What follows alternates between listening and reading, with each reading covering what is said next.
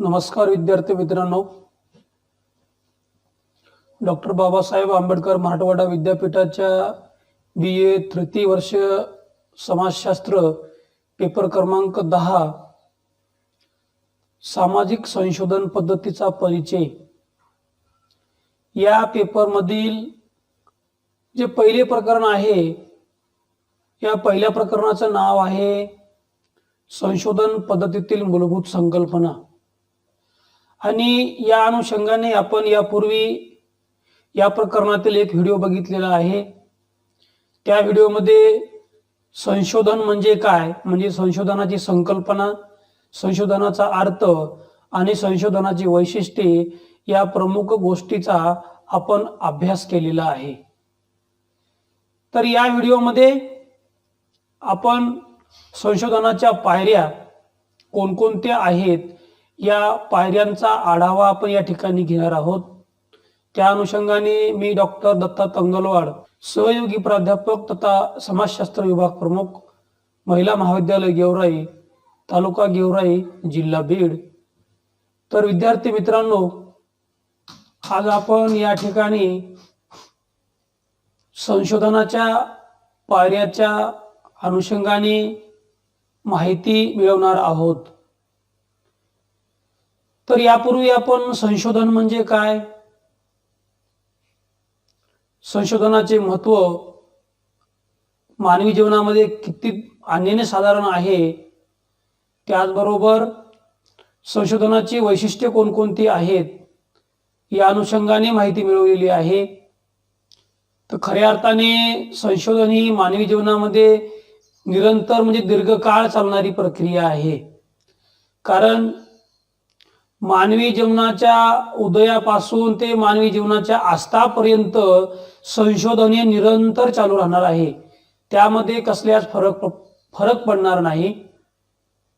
कारण मानवाच्या गरजा ह्या अमर्याद आहेत आणि या गरजांची पूर्तता करण्यासाठी जी साधने आहेत, या साधनांचा पर्याप्त वापर करण्यासाठी मानव हा वेगवेगळ्या प्रकारचे शोध घेत असतो आणि या शोधातून मानवी जीवन सुखकर आणि अधिक समृद्ध कशा प्रकारे बनवता येईल याचा प्रयत्न माणूस करत असताना आपल्याला पाहायला भेटतो।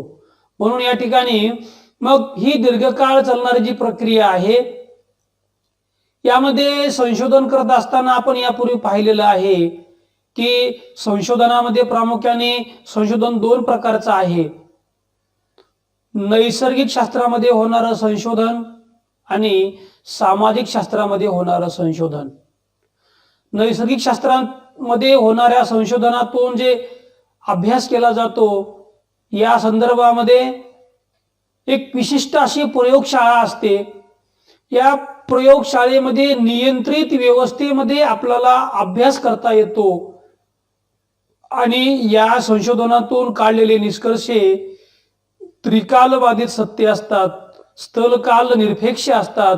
जगातल्या कुठल्याही ठिकाणी जरी आपण गेलो तरी ते निष्कर्ष लागू होत असलेले आपल्याला पाहायला भेटतात। परंतु सामाजिक शास्त्रामध्ये मात्र प्रामुख्याने समाज हीच सामाजिक शास्त्रांची प्रयोगशाळा आहे। मग ते शास्त्र समाजशास्त्र असेल, राज्यशास्त्र असेल, अर्थशास्त्र असेल, या कुठल्याही शास्त्राचा आपण अभ्यास करत असताना मानवी समाज हा आधारभूत घटक गृहीत धरून या ठिकाणी संशोधन कार्य केलं जातं। म्हणून समाजामध्ये राहून अभ्यास करत असताना संशोधक हा व्यक्तिनिरपेक्ष पद्धतीने वस्तुनिष्ठ माहिती संकलित करत असतो आणि त्यांनी काढलेले निष्कर्षे त्रिकालबाधित जरी सर्व सत्य नसली तरी स्थूल मानाने ती वास्तवापर्यंत पोहोचलेली असतात। म्हणून सामाजिक शास्त्रामधील संशोधन सुद्धा तेवढेच महत्त्वाचं असलेलं आपल्याला या ठिकाणी पाहता येतं। तर विद्यार्थी मित्रांनो, याच ठिकाणी संशोधन करत असताना संशोधनाची पहिली पायरी आहे समस्या सूत्रण।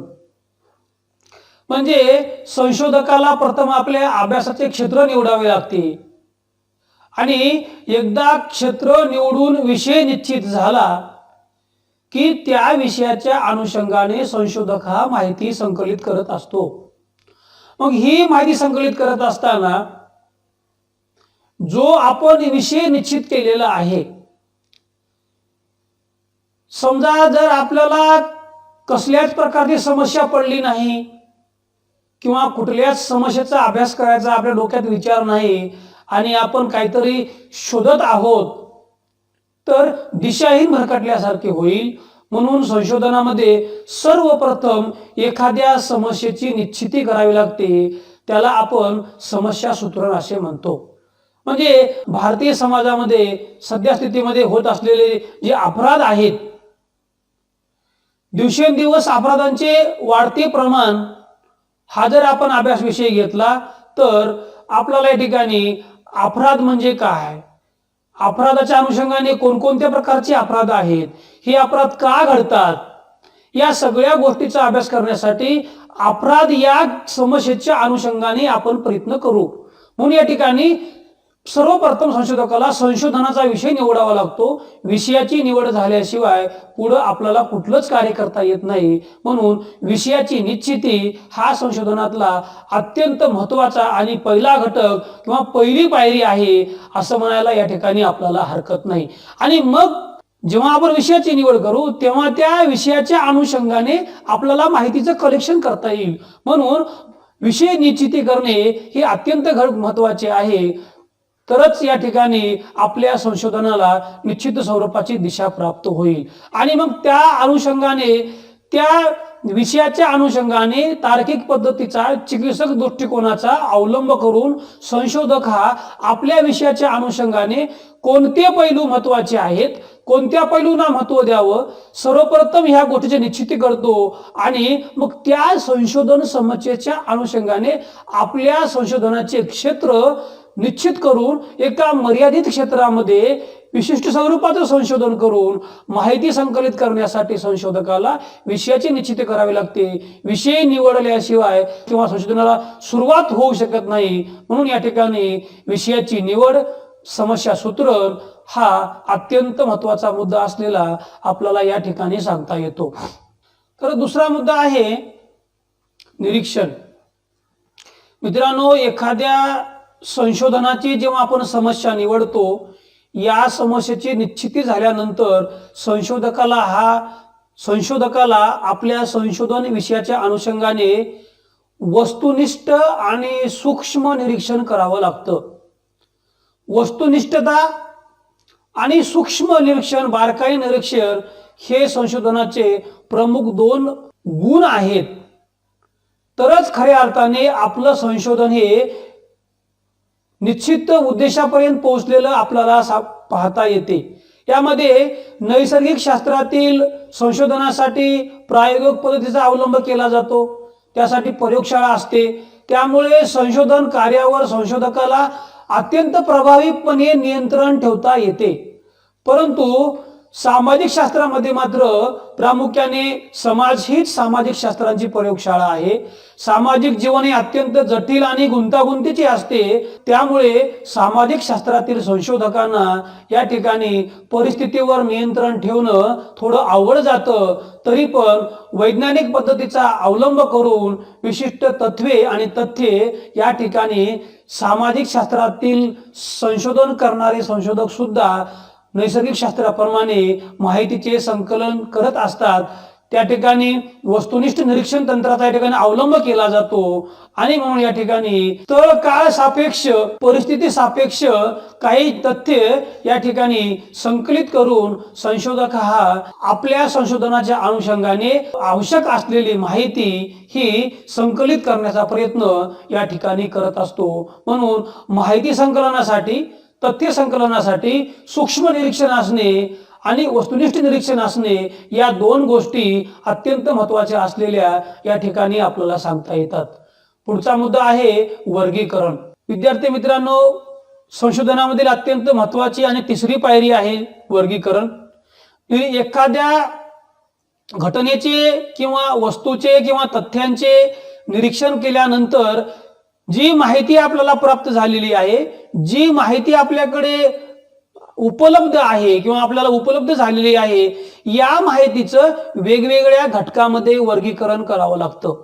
समान गुणधर्माची समान तत्वे एकत्र करावी लागतात आणि अशा वेगवेगळ्या समान गुणधर्म असलेल्या तथ्यांचं जेव्हा आपण वेगवेगळ्या घटकामध्ये वर्गीकरण करू किंवा त्याची विभागणी करू किंवा त्याचे श्रेणीकरण करू आणि त्यामधून मग आपल्याला आपल्या माहितीच्या अनुषंगाने आपल्या विषयाच्या अनुषंगाने माहितीचे वस्तुनिष्ठ विश्लेषण करण्यासाठी या ठिकाणी मदत होते। म्हणून तथ्यांचं वर्गीकरण करणं या ठिकाणी अत्यंत महत्त्वाचं आहे।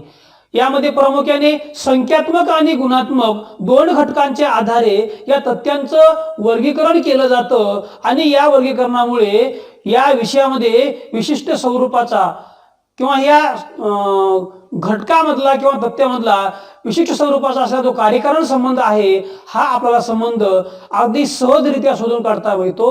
म्हणून या ठिकाणी वर्गीकरण हा अत्यंत महत्त्वाचा मुद्दा किंवा वर्गीकरण ही अत्यंत महत्त्वाची पायरी असलेली संशोधनामधली आपल्याला सांगता येते। पुढचा मुद्दा आहे गृहीत कर्ते। मित्रांनो, कोणतेही संशोधन कार्य करत असताना त्या संशोधन विषयाच्या अनुषंगाने त्या विशिष्ट कार्य करणाऱ्या संशोधकाला आपल्या विषयाची स्थूलमानाने काहीतरी माहिती असते आणि ह्या माहितीच्या आधारावर तो काही गृहीत विधाने धरतो आणि या गृहीत विधानाच्या आधारावर तो आपले संशोधन कार्य पुढे पुढे नेत असताना आपल्याला पाहायला भेटतो। म्हणून या गृहीत धरलेल्या विधानाला या ठिकाणी गृहीतके किंवा गृहीत कर्ते असं म्हटलं जातं। संशोधन समस्येचे एक संभाव्य उत्तर म्हणून गृहीतकाकडे पाहिलं जातं। म्हणून गृहीतकाची निर्मिती करणे ही संशोधनामधील अत्यंत महत्त्वाची पायरी आहे आणि त्यामुळे संशोधकाचे लक्ष एका विशिष्ट विषयावर केंद्रित होण्यात त्याला मदत होते। म्हणून गृहीतकर्त्याची मांडणी करणे या ठिकाणी अत्यंत महत्त्वाचे आहे, कारण जर वस्तुनिष्ठ आणि वास्तविक माहिती जर आपल्याला संकलित करायची असेल तर त्या समस्येच्या अनुषंगाने काही ठराविक गृहीतकांची मांडणी करणे अत्यंत गरजेचे असते। तसे पाहिले तर सर्व संशोधनामध्ये गृहीतकांची मांडणी करणे अनिवार्य आहे अशातला काही भाग नाही। परिचयात्मक विश्लेषणात्मक अध्ययन पद्धतीमध्ये या ठिकाणी गृहीतकर्ते निवडावी लागतात किंवा गृहीतकर्त्याची मांडणी करावीच असं काही नाही। उदाहरणार्थ महात्मा गांधीजीच्या सामाजिक आणि राजकीय कार्याचा जर आपल्याला अभ्यास करायचा असेल या ठिकाणी आपण परिचयात्मक संशोधन पद्धतीचा किंवा अध्ययनाचा आपण अवलंब करतो। म्हणून या ठिकाणी शक्य तितकं गृहीतकाची मांडणी करण्याची संशोधकाला अजिबात आवश्यकता पडत नाही, परंतु इतर संशोधनामध्ये मात्र संशोधकाला गृहीतकर्त्याची मांडणी करावी लागते, कारण गृहीतकांच्या निर्मितीमुळे संशोधकाचे श्रम, संशोधकाचा वेळ आणि संशोधकाचा पैसा वाया जात नाही। म्हणून संशोधकाला गृहीतकाची मांडणी करणे अत्यंत महत्त्वाचं आहे असं मला या ठिकाणी सांगावंसं वाटतं। या ठिकाणी आपल्याला ज्या समस्येचा अभ्यास करायचा आहे त्या समस्येची निश्चित व्याख्या करणे अत्यंत गरजेचे असते। म्हणून संशोधनामध्ये गृहीतकांची मांडणी करताना स्पष्ट उल्लेख करणे अत्यंत गरजेचे आहे आणि ही संशोधनामधली महत्त्वपूर्ण पायरी असलेली आपल्याला या ठिकाणी सांगता येते। पुढे आहे पडताळा किंवा प्रचिती। संशोधकांनी मांडलेली जे गृहीतकर्ते असतात त्याची विश्वसनीयता तपासून पाहणे अत्यंत गरजेचे असते।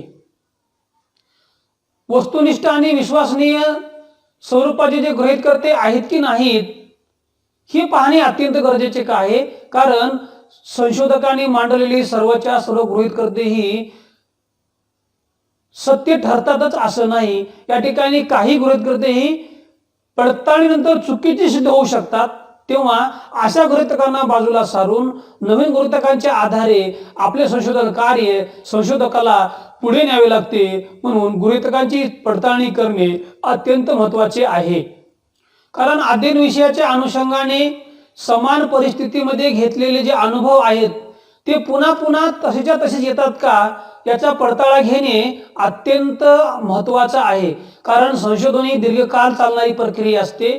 सामाजिक समस्येच्या संदर्भात एकाच प्रकारची परिस्थिती वारंवार निर्माण करणे केवळ अशक्य असते, त्याचप्रमाणे अशीच परिस्थिती वारंवार निर्माण होत नसेल त्याची मांडणी गृहीतकर्त्यामध्ये करणे अत्यंत अशक्यप्राय आहे किंवा अवघड प्रक्रिया आहे.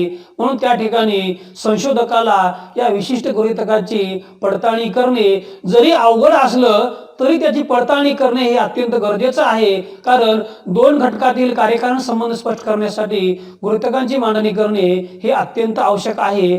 तरच त्यातील वस्तुनिष्ठता आणि वास्तवापरत जाण्याची प्रक्रिया या ठिकाणी पूर्ण होईल असं आपल्याला या ठिकाणी सांगता येते.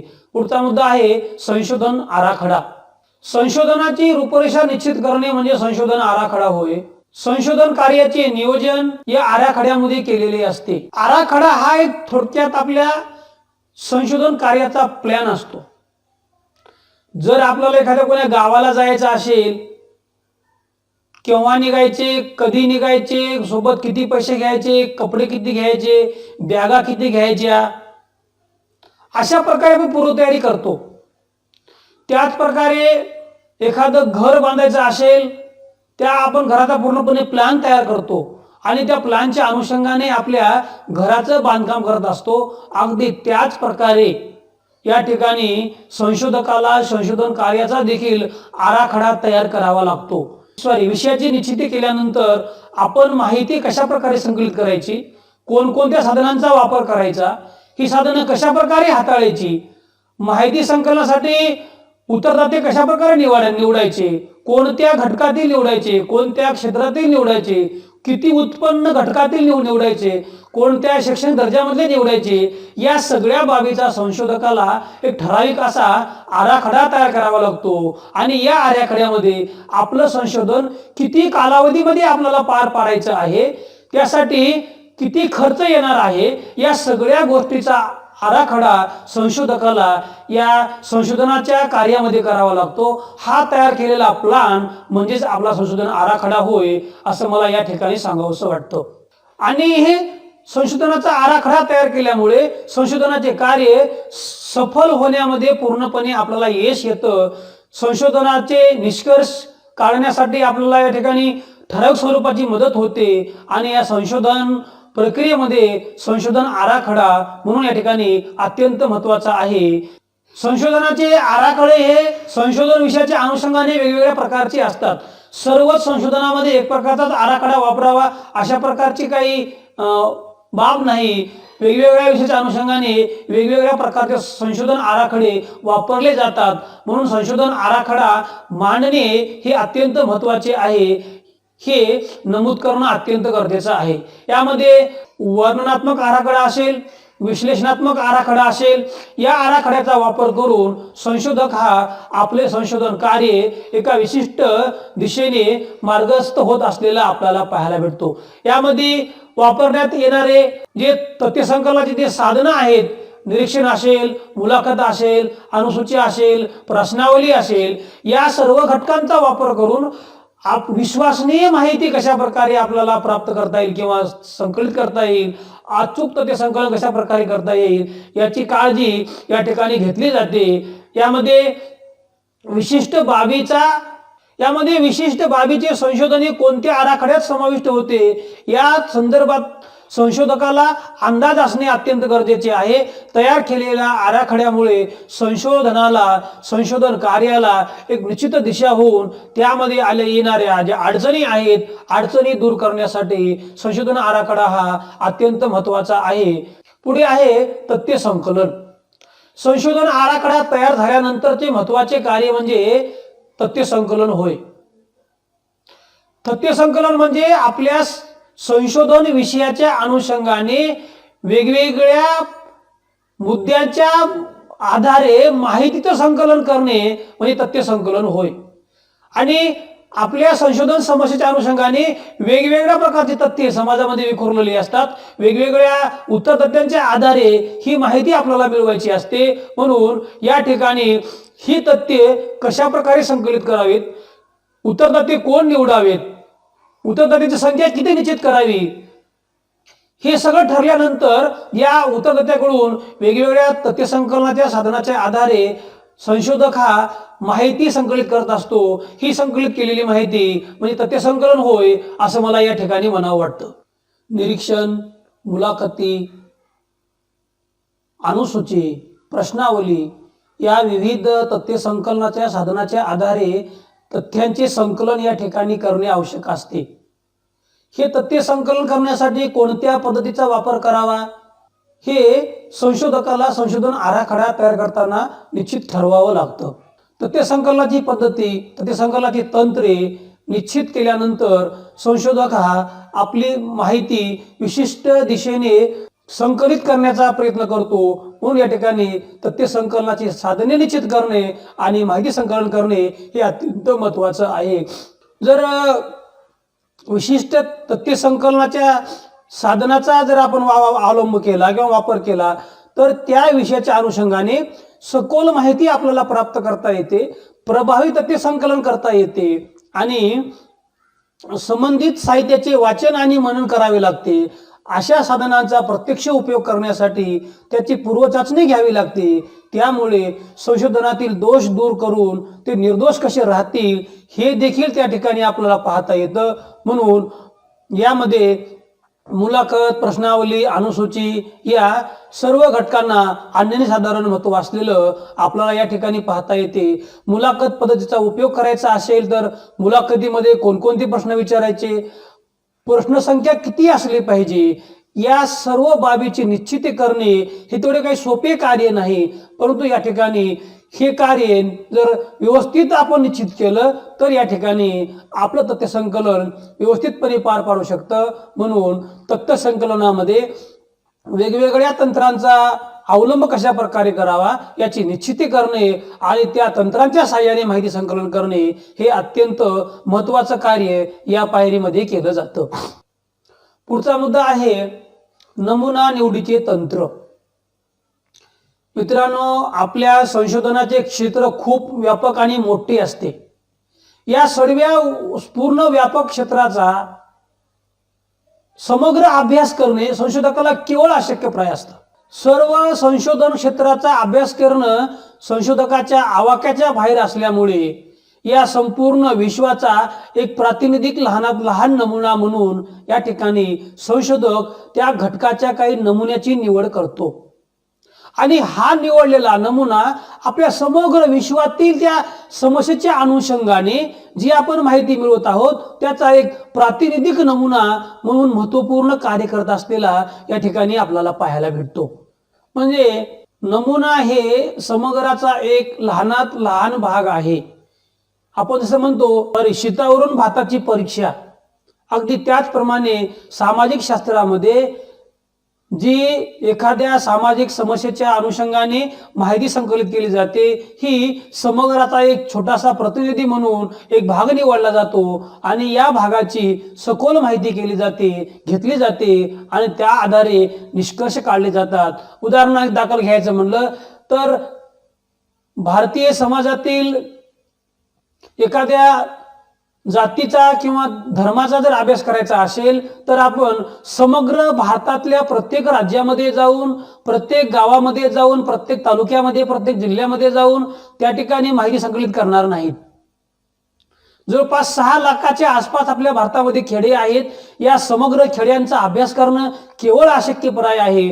म्हणून या समग्र विश्वाचा किंवा समग्र आपल्या भारतीय समाजाचा किंवा भारत देशाचा एखाद्या सामाजिक समस्येचा अभ्यास करत असताना त्या ठिकाणी एखाद्या प्रदेशाचा किंवा एखाद्या राज्याचा किंवा एखाद्या भागाचा एक प्रातिनिधिक नमुना म्हणून आपण निवड करतो आणि या निवडलेल्या घटकाचा सूक्ष्म अभ्यास करून काढलेले निष्कर्ष हे समग्र भारतीय समाज व्यवस्थेमध्ये सारखेच प्रमाणात लागू पडतील असं एक विधान या ठिकाणी केलं जातं. म्हणून नमुना तंत्राची निवड करणे या ठिकाणी अत्यंत महत्त्वाचं आहे. मग कोणता नमुना निवडावा, कशा प्रकारे निवडावा, या ठिकाणी नमुना तंत्र कोणते निवडावे, या वेगवेगळ्या प्रकारचे ते नमुन्याचे तंत्र आहेत. या तंत्रापैकी ठराविक एका नमुन्याचा निवड करून या ठिकाणी आपण त्या नमुन्याच्या आधारे, त्या नमुन्यामध्ये दिलेल्या मार्गदर्शक सूचनांच्या आधारे या ठिकाणी संशोधक हा आपली माहिती मिळवत असतो. म्हणून माहिती निवडण्यासाठी एक ठराविक क्षेत्र निश्चित करावं लागतं आणि क्षेत्र निश्चित करण्यासाठी हा नमुना अत्यंत महत्त्वाचा असतो. म्हणून नमुना निवडीचे तंत्र या ठिकाणी संशोधनामध्ये अत्यंत महत्त्वाचे आहे. पुढचा मुद्दा आहे संकलित तथ्यांचे विश्लेषण.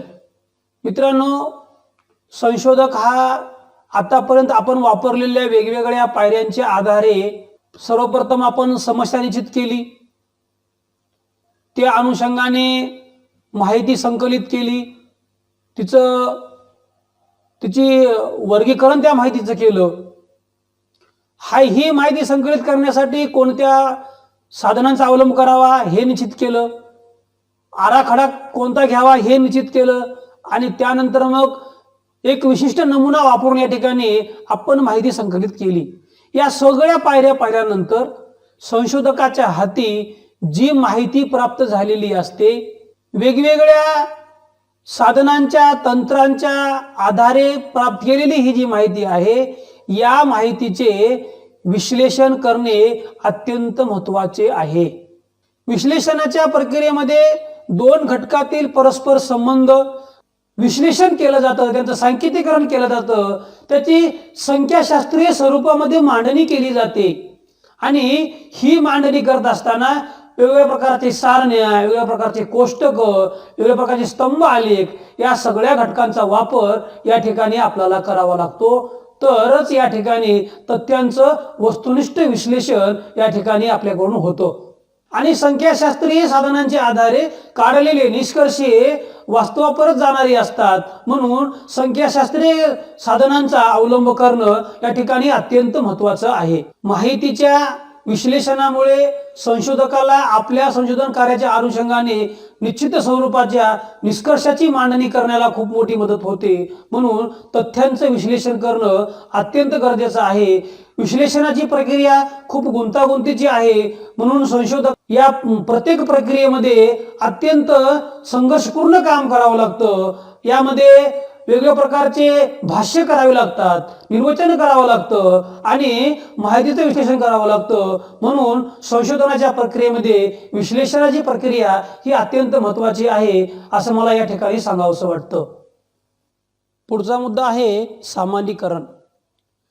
निष्कर्षाचा पडताळा पाहिल्यानंतर विशिष्ट परिस्थितीमध्ये सारख्या स्वरूपाचे परिणाम घडून येतात का? जर येत असतील तर त्या निष्कर्षाचे विधान केले जाते आणि ह्या केलेल्या विधानाला या ठिकाणी सामान्यीकरण असे म्हणतात. म्हणजे विशिष्ट घटकामधील कार्यकारण संबंध पडताळून पाहिल्यानंतर हा पडताळा जर वारंवार पुन्हा पुन्हा घडत असेल तर अशा प्रकारचे काढलेले निष्कर्ष वस्तुनिष्ठ स्वरूपाचे आहेत, हे वास्तवापरच जाणारे आहेत, अशा प्रकारची खात्री पडते. म्हणून या ठिकाणी माहितीचे वर्गीकरण आणि विश्लेषण झाल्यानंतर तिचं सामान्यीकरण करणे ही एक अत्यंत महत्त्वपूर्ण पायरी आहे, असं या ठिकाणी आपल्याला सांगता येते. पुढचा मुद्दा आहे तथ्यांचे निर्वचन. या ठिकाणी तथ्यांचे निर्वचन आणि पूर्वकथन ही संशोधनातली अत्यंत महत्त्वाची पायरी आहे आणि ती शेवटची पायरी आहे. संशोधनाच्या आधारे काढलेल्या निष्कर्षावर एक निश्चित भाष्य करणे म्हणजे निर्वचन होय. जर संशोधन अध्ययनाच्या सुरुवातीला संशोधकाने जे काही गृहीतकाची मांडणी केलेली असेल ती विशिष्ट पुराव्याच्या आधारे आपण ही गृहीतकर्ते किती प्रमाणात साध्य केले हे तपासून पाहण्याचं कार्य या ठिकाणी केलं जातं. त्याचबरोबर काढलेले निष्कर्ष विसंगत आहेत का सुसंगत आहेत या अनुषंगाने माहिती या ठिकाणी संकलित केली जाते आणि संशोधकाला गृहीतकर्त्याचा जे चुकीचे ठरलेले आहेत या काही गृहीतकर्त्याचा संशोधकाला त्याग करावा लागतो. म्हणून संशोधकाने संपादन केलेल्या विविध पुराव्यांच्या आधारे ज्या गृहीतकाची मांडणी केलेली आहे आणि ती गृहीतके जे चुकीचे ठरलेली आहेत ती पूर्णपणे वाया गेलेली आहेत असं आपल्याला मुळीच म्हणता येत नाही. कारण या गृहीतकांच्या आधारे संशोधनाला काही विशिष्ट स्वरूपाची चालना मिळालेली असते. म्हणून गृहीतकर्ते जरी चुकीचे ठरले असतील तरी ती संशोधनामध्ये महत्त्वपूर्ण भूमिका बजावत असलेली आपल्याला या ठिकाणी सांगता येतात. आणि त्याचबरोबर सामान्य परिस्थितीमध्ये समान परिणाम जर आढळून येत असतील आणि जे निष्कर्ष काढलेले आहेत या निष्कर्षाच्या आधारे ठराविक सिद्धांताचं प्रतिपादन केलं जातं. म्हणून निष्कर्षाचे अंतिम टप्पा म्हणून या ठिकाणी पूर्वकथनाकडे पाहिलं जातं. म्हणून पूर्वकथन हे संभाव्य विधान नसून एक निश्चित स्वरूपाचा नियम असतो. विशिष्ट परिस्थितीमध्ये जी घटना घडून येते तिचे परिणाम अगोदर सांगणे म्हणजे पूर्वकथन होय. आणि अशा प्रकारचं पूर्वकथन नैसर्गिक शास्त्र आणि सामाजिक शास्त्र दोन्ही शास्त्रामध्ये करता येतं. म्हणून पूर्वकथन या ठिकाणी अत्यंत महत्त्वाची पायरी असलेली आपल्याला या ठिकाणी सांगता येते. आणि सर्व संशोधन झाल्यानंतर संशोधनातला सगळ्यात महत्त्वाचा मुद्दा आहे संशोधनाचे अहवाल लेखन. मित्रांनो, संशोधनाच्या ज्या वेगवेगळ्या पायऱ्या आपण पाहिल्या या सर्व पायऱ्यांच्या आधारे संशोधक जेव्हा विशिष्ट माहिती संकलित करतो तर त्याचं संकलन आहे, तथ्यांचं विश्लेषण आहे, तथ्यांचं अर्थनिर्वचन आहे, त्याचं पूर्वकथन आहे, गृहीतकर्त्यांची मांडणी आहे, त्याचं सारणीकरण आहे, कोष्टकाच्या स्वरूपात त्याची मांडणी आहे. हे सर्व झाल्यानंतर आपल्या संशोधन विषयाच्या अनुषंगाने संशोधकांनी जे निष्कर्ष काढलेले आहेत निष्कर्षाप्रत काढल्यानंतर जेव्हा संशोधक हा भविष्यकालीन भारतीय समाजाच्या अनुषंगाने ही माहिती कशा प्रकारे उपयोगात येईल अशा प्रकारचं विश्लेषण या ठिकाणी करतो तेव्हा ही माहिती समाजासाठी उपयुक्त आहे, ती समाजापर्यंत पोहोचली पाहिजे. यासाठी त्याचं एका ठराविक अहवालामध्ये त्याला मूर्त रूप द्यावं लागतं. आणि हे जे आपण मूर्त रूप देतो त्याला आपण अहवाल लेखन अशा प्रकारे म्हणतो. आणि हा अहवाल जो आहे आपल्या संशोधकांनी केलेल्या समग्र कार्याचा सार या आपल्या अहवाल लेखनामध्ये असतो.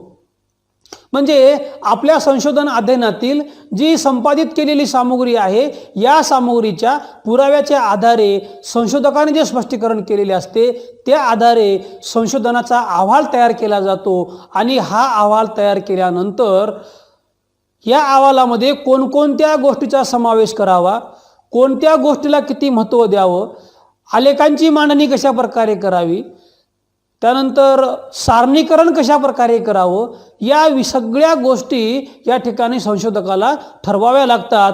आणि याची सुद्धा एक ठराविक अशी शास्त्रीय पद्धती आहे. आपल्याच मनाला आलं तसं कुठल्याही प्रकारे माहितीचे संकलन करून ती माहिती या ठिकाणी आपल्याला मांडता येत नाही. तर शास्त्राच्या चौकटीमध्ये बसणाऱ्या वेगवेगळ्या तथ्यांची माहिती जेव्हा आपण ही संकलित केलेली आहे जे निष्कर्ष काढलेले आहेत यातले महत्त्वपूर्ण निष्कर्ष महत्त्वपूर्ण माहिती या ठिकाणी संशोधक हा विशिष्ट संदर्भांच्या सहित या ठिकाणी स्पष्ट करत असतो. म्हणून या ठिकाणी अहवाल लेखन हे संशोधनामधलं अत्यंत महत्त्वाचं कार्य आहे असं मला या ठिकाणी सांगावंसं वाटतं. म्हणजे या ठिकाणी हा संशोधक संशोधनाच्या शास्त्रीय संशोधनाच्या वेगवेगळ्या सर्व पायऱ्यांचा वापर करून या ठिकाणी माहिती संकलित करून ह्या माहितीला मूर्त रूप देऊन समाजापर्यंत पोहोचवण्याचं कार्य करतो. म्हणून या ठिकाणी अहवाल लेखन हा संशोधनातला अत्यंत महत्त्वाचा मुद्दा आहे. विद्यार्थी मित्रांनो, अशा प्रकारे या ठिकाणी संशोधनासाठी शास्त्रीय संशोधनासाठी आवश्यक असणाऱ्या ज्या महत्त्वपूर्ण पायऱ्या आहेत किंवा महत्त्वपूर्ण टप्पे आहेत या टप्प्यातून वगळून आपल्याला आपलं संशोधन कार्य यशस्वीरित्या कदापि पार पाडता येणार नाही. म्हणून या सर्व टप्प्यांचा अवलंब आपल्याला आपल्या संशोधनामध्ये करावा लागतो. म्हणून ह्या पायऱ्या सामाजिक संशोधन असो की शास्त्रीय संशोधन असो या सर्व संशोधनामध्ये अत्यंत महत्त्वाचं आहे असं मला या ठिकाणी सांगावंसं वाटतं. तर अशा प्रकारे या ठिकाणी संशोधनाच्या पायऱ्या कोणकोणत्या आहेत ह्या आपण पाहिलेल्या आहेत. धन्यवाद. या ठिकाणी तुम्ही ही माहिती पूर्णपणे शेवटपर्यंत पाहिली तुमचे सर्वांचे आभार मानतो आणि या ठिकाणी थांबतो. पुन्हा भेटूया पुढच्या व्हिडिओमध्ये याच पेपरच्या पुनश्च